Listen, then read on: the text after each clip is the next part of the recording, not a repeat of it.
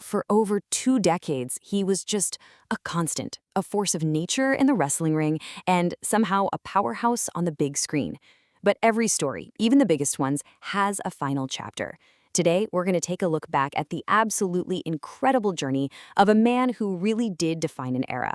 This is the story of John Cena. It was just a few simple, heartfelt words, but wow, they hit hard. With that message, the countdown officially began. This signaled the end of one of the most decorated and, let's be honest, impactful careers in the history of sports entertainment. This isn't just saying goodbye to a competitor. We're talking about the face of a whole generation. So, how did a guy who got famous for a catchphrase about being invisible become one of the most visible and influential figures in pop culture? That's what we're going to break down. We're going to look at the unlikely rise, that polarizing reign at the top, the shocking pivot to Hollywood, and the incredible legacy he built outside of the ropes. So it's official. John Cena has announced his retirement from WWE. His final match is set for December 13th, 2025. It's the end of a long, celebrated, and, often controversial career. And it just feels right to go all the way back to the beginning, to see how we got here. Okay, let's get into it. Before he was a 16-time world champion, before the blockbuster movies, and way before the "you can't see me" meme took over the internet, he was just a kid, A kid with a dream and basically nothing else. Yeah, you heard that right. His first goal wasn't even to be a pro wrestler. He was all in on bodybuilding. And man, was it a struggle. He was literally living out of the back of his Lincoln Continental, just trying to get by. It's a story of pure grit, right from the very start. But what's just wild when you look at this timeline is how fast it all happened. We're talking 3 years. In 3 years, he goes from a nobody showing ruthless aggression to beating a giant like the Big Show at WrestleMania. And then, just 1 year later, he's holding the company's biggest prize. It was an absolute rocket ship to the top.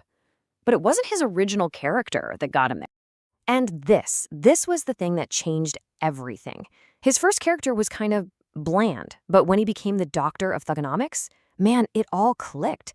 You had the freestyle raps, the trash talk, the chains and jerseys.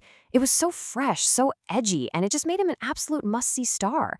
This is the persona that really put him on the map. But once you become the guy, things change. He dropped the rapper gimmick and became this clean-cut, all-American hero. And this is where things get really fascinating, because his career becomes one of the most divisive we have ever seen in wrestling. First off, let's just be real about his dominance. 16 times. 16 times he was the world champion. That number puts him in the same breath as Ric Flair, tying a record that people thought would never be touched. So, by the numbers, he's one of the greatest ever. But as we know, the numbers don't always tell the whole story. And this right here, this shows you that divide perfectly. For a whole generation of kids, he was a legit superhero, the new Hulk Hogan. They had the colorful shirts, they cheered for hustle, loyalty, and respect. But for a lot of the older fans, the diehards, he became Super Cena, a character they thought was corny, unbeatable, and was holding other wrestlers down. And this quote from a fan just nails the frustration a lot of people felt. The very things that made him a hero to so many kids were the exact same things that made another huge part of the audience boo him out of the building.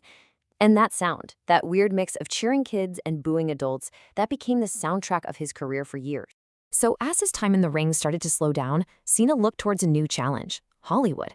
It's a path a lot of wrestlers try, but man, very few actually make it big. And just like his start in wrestling, it was anything but easy. His first movies were, pretty much what you'd expect, right? Action movies made by WWE. Films like The Marine and 12 Rounds showed off his muscles, but they didn't exactly get rave reviews. Honestly, it kind of looked like he was going to be just another wrestler who couldn't quite stick the landing in Hollywood. But then, something just clicked. Just look at the numbers on this table. After years of these poorly rated action movies, he takes this smaller role in a comedy, Sisters, and people were blown away. Like, wait a minute, John Cena is hilarious? He found this new gear, making fun of himself, and all of a sudden, Hollywood started paying attention. So here's the takeaway. Comedy was his golden ticket. He stole scenes in movies like Trainwreck and Blockers, and that led to him joining these massive franchises like Fast and Furious. And then, maybe most shocking of all, he becomes the star of his own critically acclaimed DC show, Peacemaker. I mean, who saw that coming? He had completely reinvented himself all over again. Okay, so we've talked championships, we've talked movies, but there's another massive part of the John story. It's a legacy that isn't built on titles or box office hits, but on real-world impact. And yeah, a very, very strange corner of the internet. Seriously, just let this number sink in for a second. Over 650. That's how many wishes he's granted for the Make-A-Wish Foundation. This isn't just some company record. It's an actual Guinness World Record. He's granted more wishes than anyone, ever. That's just an insane level of dedication. And that work has really defined who he is to the public. A lot of people look at that and say, okay, behind the character, there's just a genuinely decent human being. Now, some critics have argued it was all a calculated move for his brand, but honestly, whatever the motivation, you just can't argue with the impact it had on those kids and their families. And then there's this. In one of the weirdest twists in pop culture history, John Cena became an internet legend for being invisible. The "You Can't See Me" meme just exploded. It reached millions of people who had probably never watched a single second of wrestling. It put him on a whole other level of fame that a championship belt just can't buy you.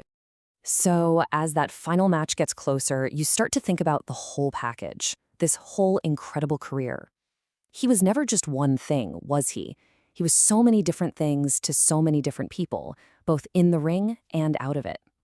And I mean, wow, getting praise like that from The Undertaker, that's about as big as it gets. The idea that another legend thinks his farewell tour is the prototype for how it should be done, that just tells you everything you need to know about the respect he has from his peers. So when you really step back and look at it all, the John Cena blueprint is just one of a kind. You have the champion wrestler, the A-list movie star, the record-breaking philanthropist, and the global meme. I mean, try to name someone else who has checked every single one of those boxes. It's almost impossible.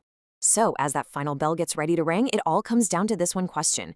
Is he the wrestler, the actor, the philanthropist, the meme? What is his ultimate legacy?